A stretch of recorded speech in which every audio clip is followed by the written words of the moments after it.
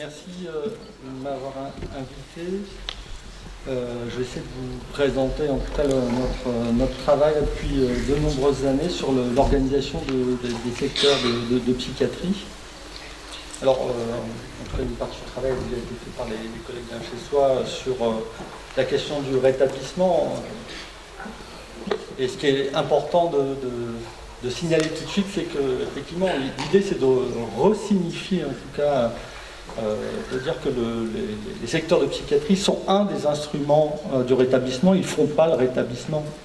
C'est bien les usagers qui veulent faire, et en tant que professionnel de santé ou qu'accompagnant, on peut être des accélérateurs du rétablissement, mais aussi des freins.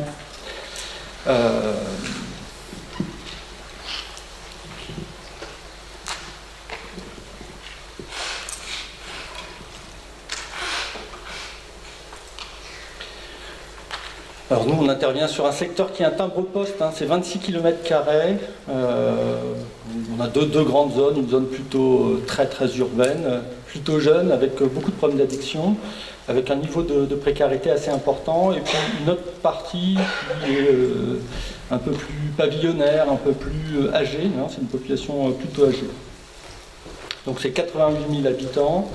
Pour vous situer un peu sur quoi on travaille, on fait partie d'un EPSM, qui fait même partie d'un GHT avec des pratiques différentes, même si dans la région lilloise, il y a depuis longtemps une pratique d'ouverture, de consultation. On parlait d'Un chez soi d'abord qui s'était installé, et puis on s'est beaucoup inspiré de ce qui se passait à... Est-ce que vous pouvez utiliser les sigles, mais en les expliquant, parce qu'à chaque fois on cherche qu'est-ce que ça peut vouloir dire. Alors, je vais essayer de reprendre dans l'autre sens. C'est pas très grave, mais continuez. J'ai dit EPSM, c'est ça? Oui. Établissement public de santé mentale. Donc, ce qui est important, c'est que l'idée des établissements publics de santé mentale, c'est bien de dire, ça n'est plus que des lieux d'hospitalisation. C'est bien une partie de la santé qui propose des soins et qui dépasse la question de l'hospitalisation. Je ne sais pas ce que j'ai dit après d'autres comme sigle, mais j'essaierai de faire attention, n'hésitez pas à me faire cette diapo pour dire que la question de l'organisation de la santé mentale, il n'y a rien de nouveau en fait. Ça date de 2005.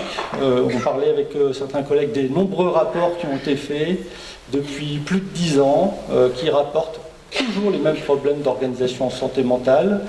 Le fait qu'on soit trop centré sur l'hôpital en France et qu'on n'accompagne pas assez les usagers vers l'autonomie. On les rend beaucoup dépendants, en grande partie à cause de cette centralisation vers l'hôpital. Et voilà, on n'a rien inventé réellement, on a beaucoup mis en application les recommandations nationales, internationales, qui existent depuis de nombreuses années. La France fait un peu exception en Europe, elle prend de plus en plus de retard par rapport à ce qui se passe en Europe, où il y a beaucoup plus de mouvements d'ouverture de l'hôpital, pour des bonnes et mauvaises raisons. Parfois c'est pour des raisons financières. En Angleterre, c'est la chute du système de santé qui a fait que les associations ont beaucoup développé l'ambulatoire parce que en fait tout le système hospitalier sous Thatcher s'était écroulé. L'idée, donc ça c'est une pyramide qu'on présente souvent qui avait été travaillée par les médecins traitants qui sont réunis auprès de l'OMS pour réfléchir à la question de la santé. Et ce que vous pouvez voir, c'est qu'en France, la partie intermédiaire de cette pyramide, elle est assez bonne. Parce que globalement, même si on se plaint beaucoup, on a beaucoup de professionnels de santé, bien formés. Alors, quand je dis beaucoup, c'est relatif à ce qui existe dans le monde. Globalement, même si on est en pénurie, il faut savoir qu'on est quand même très nombreux. Mais ce qui nous manque, et ce qui nous manque de plus en plus, c'est la base de la pyramide. Est-ce que des personnes connaissent qu'est-ce que c'est que la santé mentale, comment on l'améliore, comment on fait pour se débrouiller sur les problèmes de santé mentale, et toute cette question de l'entraide. Cette question de l'entraide, ça a beaucoup diminué. Voilà. Et donc en France, cette partie intermédiaire de la pyramide est très importante, avec un recours aux soins qui est facilité, Et puis la pointe de la pyramide qui serait les services d'accueil au long cours. J'ai tendance à dire que je pense que ça ne devrait plus exister, les services d'accueil au très long cours, en tout cas les services hospitaliers d'accueil au très long cours, hein, puisque à partir d'un moment, hein, si on a un trouble qui persiste dans le temps, qui est difficile à soigner, ça devient un handicap. Et le handicap, ça devrait se travailler en ambulatoire, dans un lieu de vie, dans un lieu choisi par la personne, au mieux, en fonction de ses disponibilités, et non pas dans l'idée d'un service de psychiatrie, par exemple, qui accueillerait au long cours. En tout cas, c'est vraiment, moi je regarde très médical, hein, mais en tout cas, ça devrait être quelque chose qui devrait aller vers une disparition. Alors tout à l'heure, vous parliez de stigmatisation. La stigmatisation, elle est très dépendante des représentations sociales, c'est-à-dire la façon dont on pense la santé et on imagine ce que c'est qu'être malade ou d'avoir un handicap. Nous, les médecins, on regarde la question du besoin de soins. C'est quels sont les besoins d'une population, quels sont les besoins de soins. Et en santé mentale, il n'y a pas vraiment de repère très clair sur à partir de quel moment mes problèmes de santé mentale deviennent un problème vont faire émerger un besoin d'aller vers des professionnels de santé. Globalement, 30% de la population présente des signes de problèmes de santé mentale. Donc une personne sur 3, mais toutes ne vont pas aller vers les soins, et l'émergence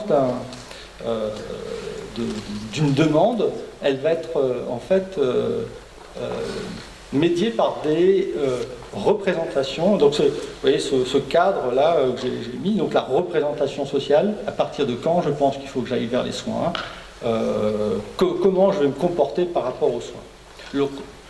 Cette représentation sociale, hein, c'est ce qu'on apprend à travers les médias, à travers tout ce qu'on nous inculque, tout ce qu'on lit, toute la culture qui peut exister autour de nous, et c'est très différent d'un pays à l'autre. Le réseau aussi va beaucoup créer cette démarche d'aller vers les soins. Alors réseau, j'ai mis globalement, ça peut être la voisine, ça peut être le médecin traitant, c'est qui me dit qu'il faut que j'aille vers les soins pour me soigner.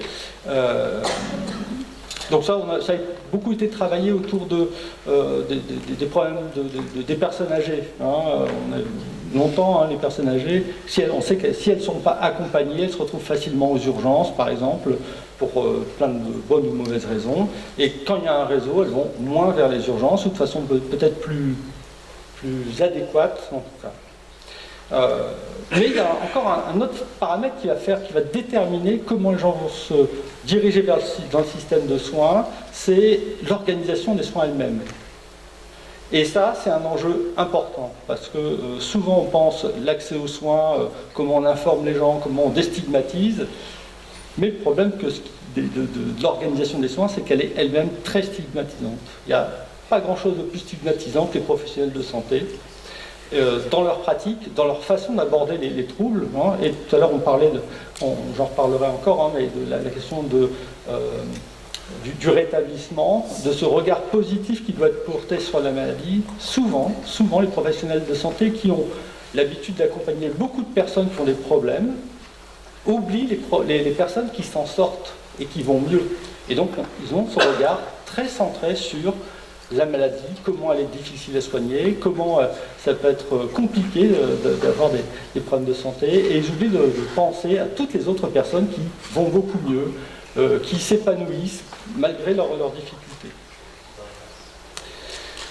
Donc il y a différents axes de travail. Hein. Cette question de la représentation, qui est une question très, très culturelle, très globale, mais aussi quelque chose qui est aussi peu porté en France, c'est la question de la démocratie sanitaire. La démocratie sanitaire, moi j'ai tendance à le diviser en deux parties, qui est la présence des usagers dans les systèmes de soins et leur capacité à les modifier, à modifier la politique d'organisation des soins, mais aussi la présence de la société, de l'ensemble alors on travaille beaucoup avec les élus, comment eux peuvent influer sur l'organisation des soins. Vous voyez, là, ces derniers temps, avec la pénurie médicale, il y a beaucoup de localités qui se posent la question de l'accès aux soins. Ils proposent des lieux de consultation, ils essaient de voir comment les médecins vont s'organiser, et on voit qu'il y a un impact important sur l'organisation des soins. Et bien sûr, l'organisation en elle-même, c'est-à-dire que si on propose des soins qui sont acceptables pour la population, eh bien c'est beaucoup plus facile d'accéder aux soins et de circuler à travers tous ces dispositifs. Très rapidement, hein, sur les représentations sociales, les autres sont fous. Hein. Vraiment, les autres font des choses bizarres. Moi, je suis un individu en souffrance. Peut-être dépressif, hein, parce que la dépression, c'est un concept sociologique qui a beaucoup émergé dans les années 70, qui a été beaucoup vulgarisé. Et donc ça, c'est quelque chose qui est facilement évoqué, même si on voit quand même l'émergence quand même maintenant alors c'était évoqué, hein, le trouble bipolaire, voilà, on commence à en parler beaucoup plus facilement, et ça devient presque acceptable, presque. Voilà. Bon, en tout cas, il y a une diversité en tout cas qui existe dans ces représentations sociales qui sont souvent complexes, mais qui déterminent quand même le comportement de tout le monde. Donc la démocratie sanitaire, donc l'organisation du territoire et la représentation, alors dans le sens de leur présence, de leur donner une capacité d'agir dans le système de soins, c'est deux axes dans lesquels on travaille avec une association qui est une association intercommunale de santé, santé mentale et citoyenneté. Donc ça réunit des usagers, ça réunit des bailleurs sociaux, les élus, donc voilà, et qui travaillent sur... donc c'est un conseil local de santé mentale. On a longtemps, même si c'est en train de disparaître, travaillé dans le cadre des contrats locaux de santé pour faire émerger des dispositifs, des actions de prévention autour de la santé mentale. Donc par exemple, tous les 15 jours, on va en ville, on fait, c'est ouvert, et on fait une présentation sur le burn-out, sur la dépression, sur l'entente de voix, sur plein de sujets. Voilà. Donc des fois, il y a 0 personne, hein, ça nous arrive, et parfois, il y a 30 personnes qui viennent sur un sujet, donc ça dépend dans quelle ville on est, comment ça se passe. Voilà. Et on a quelque chose comme ça. Donc on a développé une série d'actions de prévention avec cette association, et surtout cette association, elle est porteuse des appartements associatifs. Hein. Donc c'est une facilitation d'accès au logement pour les personnes qui ont un trouble psychique. Voilà. Et puis surtout, ça permet de fédérer les différents acteurs locaux hein, sur des projets, de se connaître, de travailler ensemble, et de faire se rencontrer les élus et les personnes qui ont des problèmes de santé mentale. Les élus peuvent avoir une distance très importante. Et les élus, quand ils sont interpellés par rapport à la santé mentale, c'est ce qu'on appelle maintenant les soins à la demande des représentants de l'État, ce qui est encore souvent connu sous le thème de HO, hein, hospitalisation d'office, qui est leur pouvoir d'hospitaliser quelqu'un sous contrainte quand il y a un problème d'ordre public. Le fait d'avoir, nous on a 2 GEM sur le territoire, le fait d'avoir pu rencontrer les groupes d'entraide mutuelle, de voir les gens, ils ont pu voir que, comme c'était dit tout à l'heure par rapport aux jeunes adolescents qui rencontraient des personnes de l'ESAT, que c'était leurs voisins, leurs administrés, voilà, et qu'il n'y avait pas tellement de différence, quoi.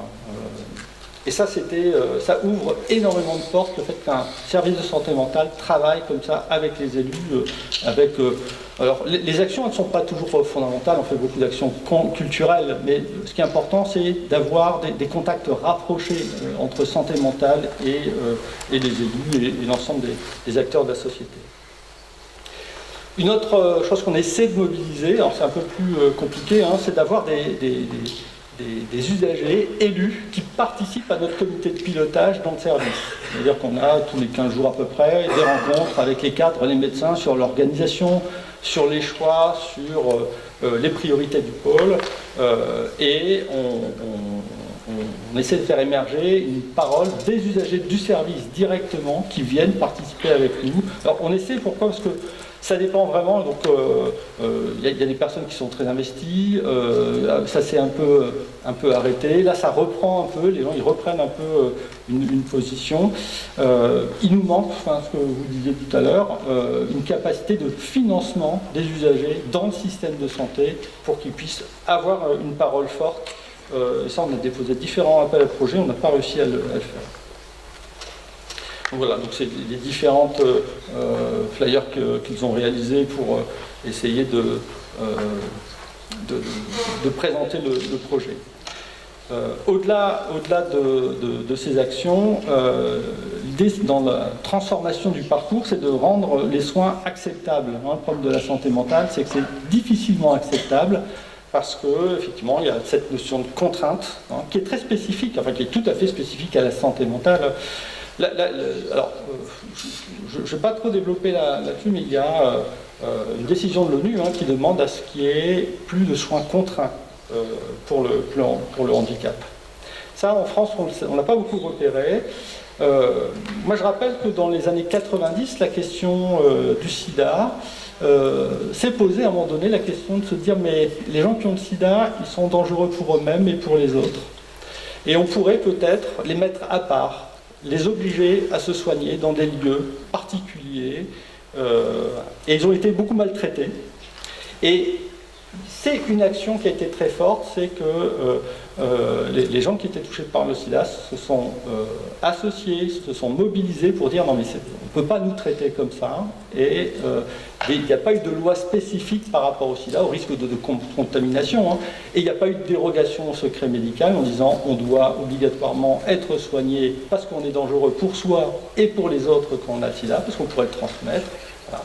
Et on a fait beaucoup d'efforts de communication, on a fait des efforts de prise en charge, et on n'a pas pris ce raccourci d'obligation. Ce qu'on a fait en santé mentale. En santé mentale, on est obligé de se soigner. Si vous avez un trouble en santé mentale et que vous dites « moi j'ai pas envie de me soigner », c'est pas possible. Alors les collègues de chez soi disent « on peut », non, c'est pas possible. C'est pas possible. Si vous êtes croisé par un médecin ou par un système d'urgence, vous êtes forcément hospitalisé. Ah ben, mais la loi dit que c'est une obligation. Un maire signe et vous êtes hospitalisé. Et donc il y a une obligation, et il y a une pression des familles, il y a une pression de la société qui dit il faut que les gens soient soignés. Donc il y a vraiment cette question de l'obligation qui existe comme une loi et qui s'impose aux médecins. Pourquoi vous n'avez pas mis en place cette mesure de contrainte puisque vous ne l'avez pas fait? Et donc ça s'impose à tout à chacun de se soigner quand on a des problèmes de santé mentale. Ce n'est pas un choix. Et donc la transformation des pratiques, elle est importante parce que si on veut l'orienter vers le rétablissement, il faut que nos équipes soient dans cette... Vous avez repris tout à l'heure la définition, mais dans une dynamique positive, optimiste, et on ne peut pas accueillir les gens... voilà, c'est comme si on a... Enfin, dans les autres parties de la santé, on l'entend, on n'accueille pas les gens en disant vous avez un problème de cancer, c'est foutu, quoi.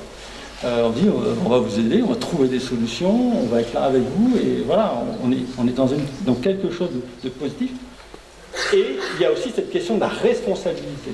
Et en fait, en santé mentale, on déresponsabilise très vite, puisque quelqu'un d'autre qu'un individu va prendre le pouvoir sur ses décisions et va décider à sa place.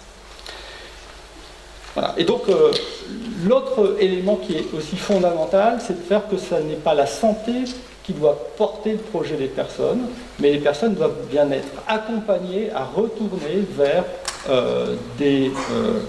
un réseau qui va être un réseau durable. Et donc, c'est toute cette question des hospitalisations de jour, où les gens viennent depuis 10 ans à l'hôpital de jour, parce que c'est leur seul réseau de proximité, d'activité, alors qu'ils devraient avoir une association de quartier, et ils en ont toujours. Il y a plein de choses qui se passent autour de chez eux, et de créer une dynamique positive sur l'inclusion des personnes dans ces associations. Et je reviens à la question de la participation des maires, la participation des associations locales sur l'accueil des personnes avec un handicap ou des troubles psychiques. Un des moteurs de ce changement, c'est la valorisation du savoir expérientiel. Je vous parlais des usagers, qu'on essaie d'impliquer dans l'organisation des soins, mais aussi on a transformé beaucoup de postes. On a 5 postes, 5 équivalents temps plein, donc ça fait, on a 8 médiateurs de santé pairs qui sont avec nous pour à la fois être des moteurs de changement, mais aussi être des repères sur on peut avoir un problème de santé mentale et travailler dans le soin et travailler dans l'accompagnement de la personne. Et donc ça c'est très très important Dans la formation aussi, on travaille en formation, on invite les associations locales à venir former les professionnels de santé, leur dire en quoi parfois les professionnels de santé peuvent être formidables et parfois comment ils peuvent être catastrophiques dans leur prise en charge. Voilà. Il y a quelque chose qui existe à Marseille, il y a le COFOR à Marseille, c'est des usagers qui forment d'autres usagers à la question de la santé mentale. Voilà, il y a quelque chose qui émerge là, avec les GEM là-bas sur la création d'une sorte d'université des usagers qui se formerait voilà, sur ces questions de la santé mentale. Voilà, donc ça c'est les nombreuses associations avec qui on travaille. Là, ces dernières années, on essaie de sensibiliser l'ensemble des professionnels à la question des plans, les plans de rétablissement. Alors nous, on appelle, il y a le plan de rétablissement qui est un peu le plan de mais qu'est-ce que vous voudriez faire, où vous voudriez aller. Alors j'entendais tout à l'heure, votre rêve c'est quoi? Voilà, vers quoi nous on doit vous emmener, et non pas, moi je sais en tant que médecin ce qu'il faut faire, je vais vous dire ce qu'il faut faire, ça vient de moi, c'est mon idée, et c'est pas l'idée de la personne, et c'est pas ça qui va la mobiliser et qui va l'aider à progresser. La question des plans de crise, c'est si ça recommence, si vous allez mal, comment on va faire? Comment j'interviens? Comment, quel traitement? Ou quel traitement vous voulez pas? Qu'est-ce qu'il faut faire?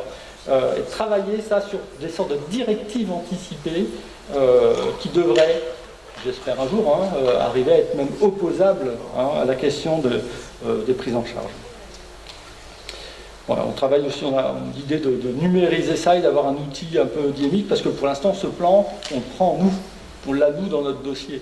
Et l'idée, c'est de donner aux usagers et qu'ils puissent, eux, le travailler à distance et le sortir et de le présenter quand ils vont dans une structure de soins. Donc sur l'organisation des soins, c'est toujours pareil, il n'y a pas de différence de la santé mentale par rapport aux autres, c'est la question de l'accès aux soins, la question des soins précoces.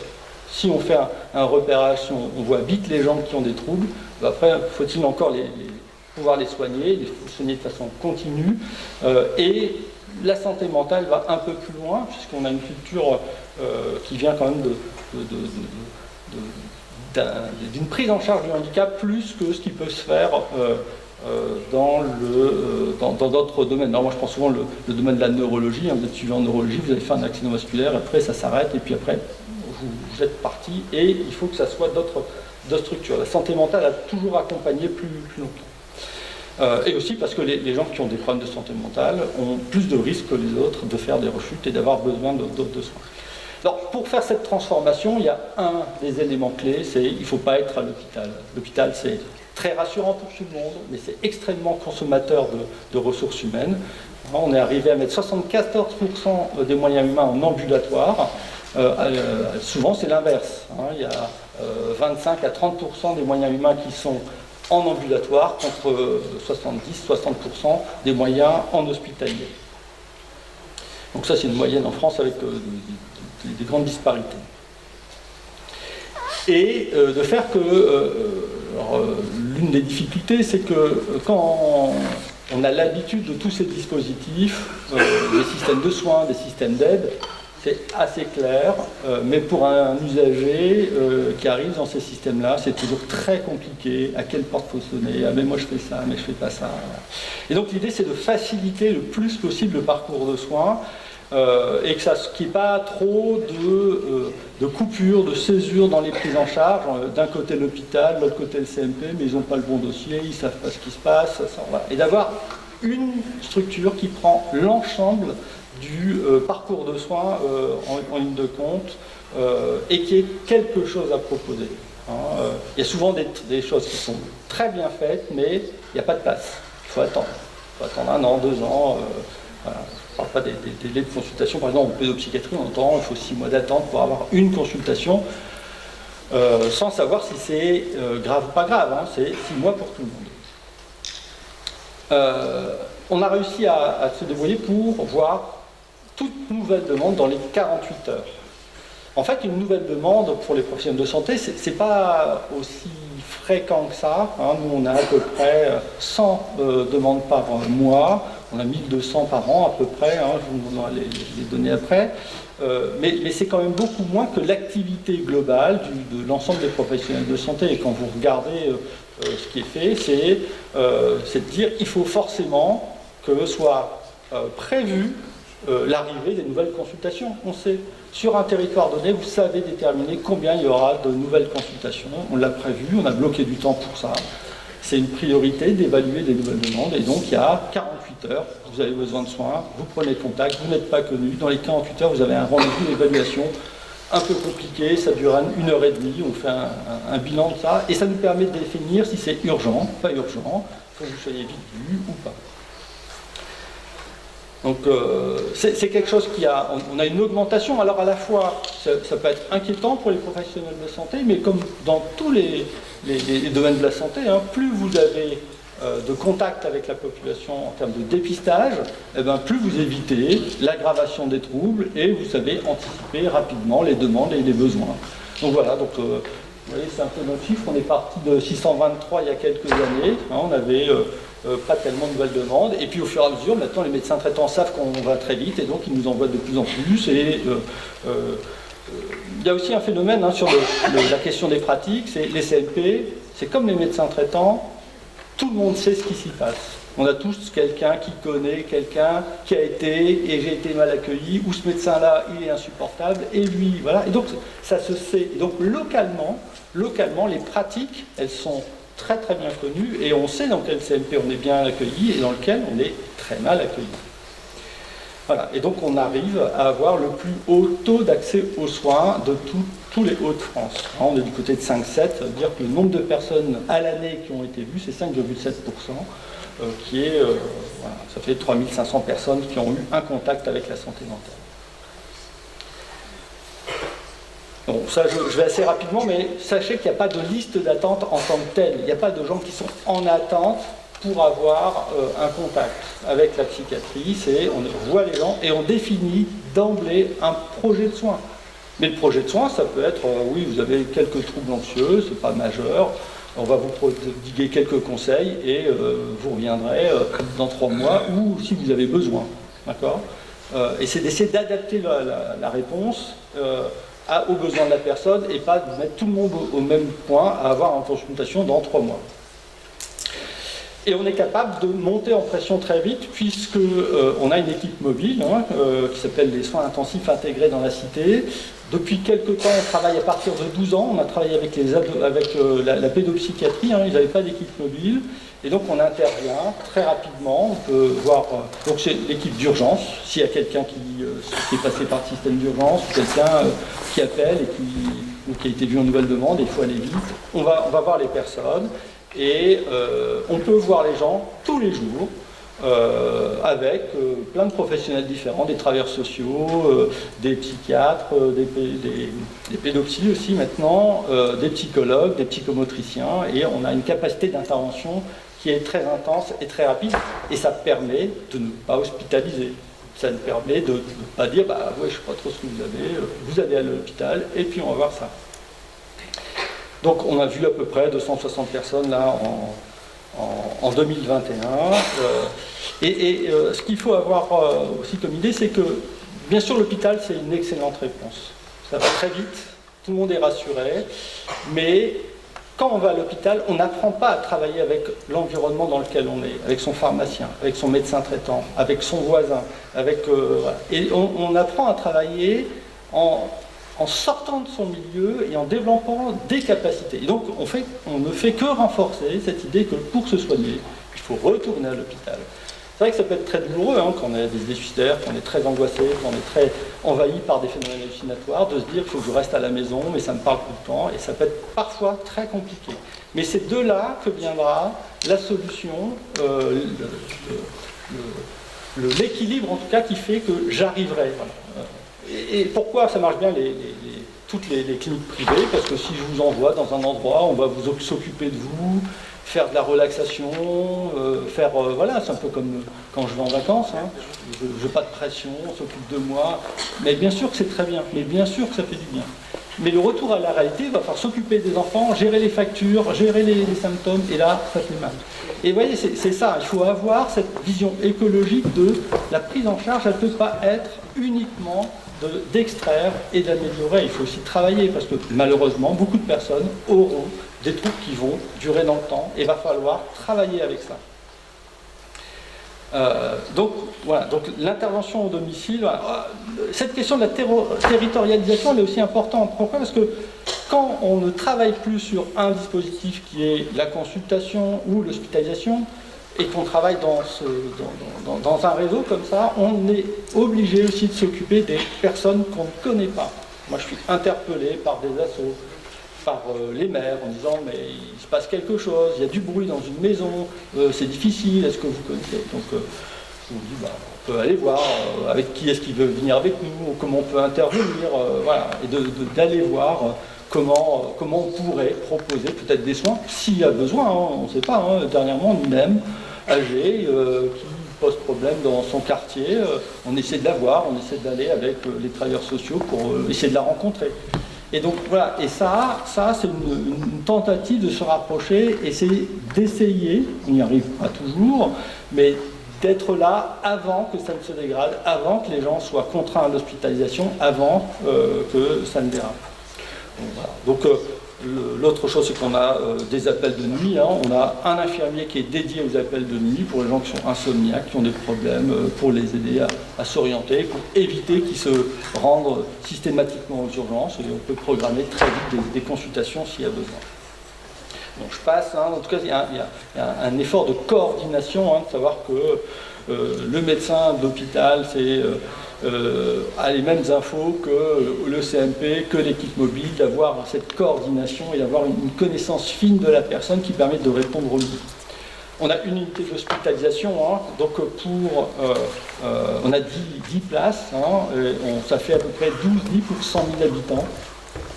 Là, ces derniers temps, on a augmenté le nombre d'hospitalisations, hein, on était en moyenne à 7 hospitalisations par il y avait 7 places qui étaient prises, on avait tendance, voilà, on a une forte diminution des médecins qui fait que l'ambulatoire a quand même diminué. Donc là, en ce moment, on est plutôt autour de 12 patients hospitalisés, donc avec 2 personnes qui ne sont pas dans nos lits. Voilà, donc on a augmenté un peu notre volume d'hospitalisation.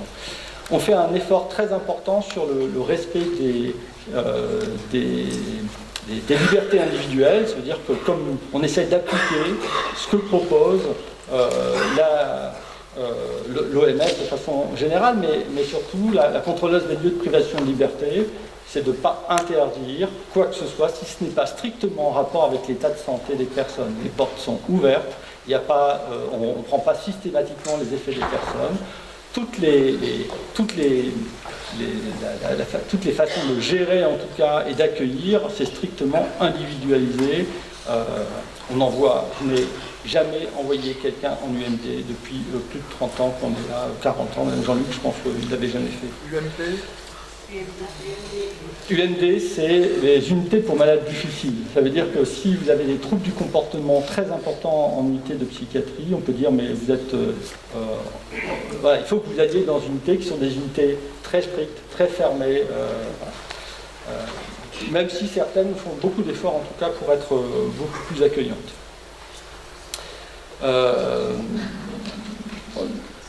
Alors, il y a des évaluations, donc la contrôleuse des lieux de privation de liberté qui passe, qui vérifie en tout cas comment sont accueillies les personnes, et il y a le CCEMS là, qui développe depuis quelque temps un outil qui s'appelle le Quality Right, qui est fait par l'OMS, qui a été traduit en français, et qui répond justement à la demande de l'ONU sur la question de l'accueil des personnes en situation de handicap dans les unités d'hospitalisation. Au-delà de ces prises en charge de soins,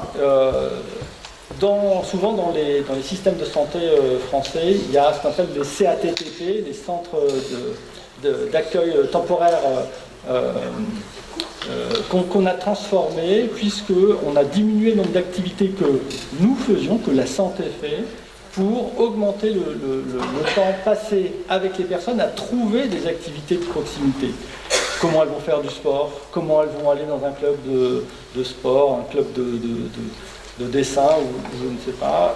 Voilà, de comment on les aide à se réaliser et non pas à venir avec nous dans des activités que nous allons faire et dans lesquelles elles vont rester avec nous parce qu'elles vont finir par n'avoir comme seul contact que le domaine de la santé.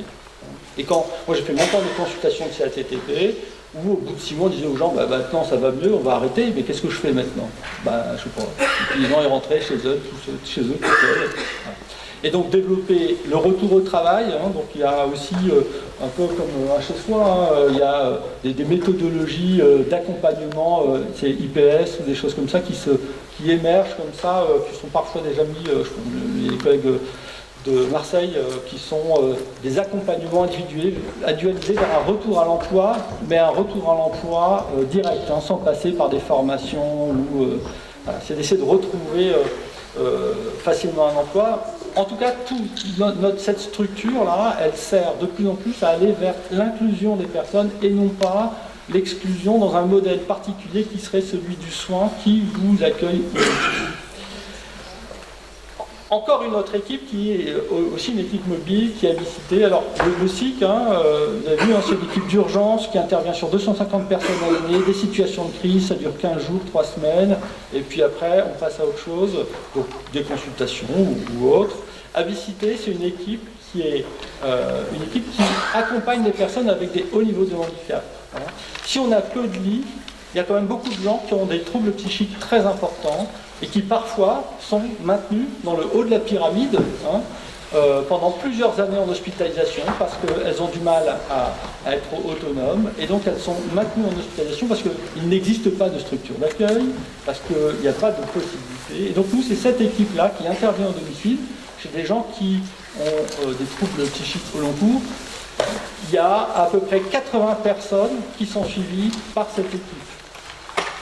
Ce qui fait que ces 80 personnes sont très bien connues des collègues et peuvent intervenir pour gérer des problèmes du quotidien. Donc on se rapproche là de ce qui était évoqué tout à l'heure entre les SAMSA, ces équipes-là qui peuvent accompagner. On n'a pas de durée particulière, il n'y a pas de durée de suivi, c'est en fonction des besoins des personnes. Avec cette idée d'intégrer les personnes dans un projet de logement, que ce soit des appartements associatifs, leur logement propre, des structures, des EHPAD, enfin peu importe, il n'y a pas de limitation dans cette intervention. Et toujours l'idée de travailler en réseau avec l'ensemble des autres intervenants. Donc voilà un peu ce qu'on a essayé de modéliser, en tout cas, on parlait tout à l'heure avec un collègue là, de la réforme en Belgique. En Belgique, ils ont défini dans la loi une sorte de panier de soins, de qu'est-ce qui doit être proposé sur un territoire entre l'hospitalisation, les équipes d'urgence, les équipes d'accompagnement au long cours, et de dire, voilà, si on arrive à mobiliser suffisamment de temps humain pour aider, il y a moins besoin des hospitalisations. Il y aura certainement encore dans les années à venir des possibilités d'avancer, par exemple dans cette continuité de prise en charge la nuit. Il y a beaucoup de gens qui ont des problèmes la nuit, qui font des crises d'angoisse le soir. Et c'est parce qu'il n'y a personne le soir qui peut passer que les gens se retrouvent à l'hôpital. Le modèle classique, c'est celui de la personne âgée qui présente des troubles du comportement la nuit, qui ne dort pas, qui a tendance à bidouiller la nuit. Si vous mettez une présence en soirée et en nuit, il n'y a pas besoin de penser à une institutionnalisation ou une hospitalisation. Donc en tout cas cette nécessité d'innover, et avec cette idée d'innover vers comment on fait pour ne pas aller vers l'institutionnalisation ou l'hôpital, mais aller vers de l'autonomie, du maintien dans la société. Et donc pour ça, le cadre du changement, il doit être très clair, c'est l'orientation rétablissement, c'est de rendre le pouvoir aux personnes. Donc il y a un travail très important sur le plan légal en France et sur le plan la demande de la société par rapport à comment on doit se comporter. C'est vrai qu'on est une société où on est très normatif, pas autant que le Japon certainement, mais plus que dans certains autres pays. Donc on doit forcément répondre à des règles très claires d'hygiène, de comportement, des choses comme ça, qui sont vite intolérables. Et de s'inspirer des questions de la santé communautaire. Santé communautaire, ça dépasse la question de la santé mentale. C'est comment on s'occupe des besoins de la population et comment on répond aux besoins de la population et qu'on ne définit pas les éléments de santé qui sont à prendre en compte par des médecins, par les systèmes hospitaliers qui définissent, eux, l'organisation des soins. Merci.